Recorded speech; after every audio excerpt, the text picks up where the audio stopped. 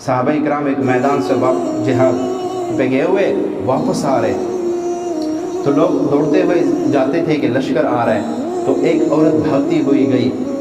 अफवाह ये फैली कि इस मैदान में, इस जिहाद में हजूर पाक सल्लल्लाहु अलैहि वसल्लम शहीद हो गए। तो सारे लोग परेशानी के आलम में भागते हुए गए।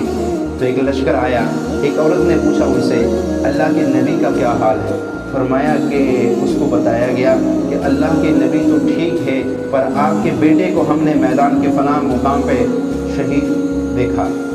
उसे कोई परवाह नहीं, वो आगे जाती दूसरे से पूछे, अल्लाह मोहम्मद आईना मोहम्मद, मोहम्मद कहाँ है? उन्होंने कहा मोहम्मद मुस्तफ़ा तो खैर आफियत से है, पर आपका शोहर मैंने देखा वो शहीद हो गए। उसे कोई परवाह नहीं, वो आगे जाते हैं, एक और से पूछते आईना मोहम्मद, वो कहते मोहम्मद तो आ रहे हैं बिल्कुल सही सलामत, लेकिन आपके भाई को मैदान में देखा वो शहीद हो गए।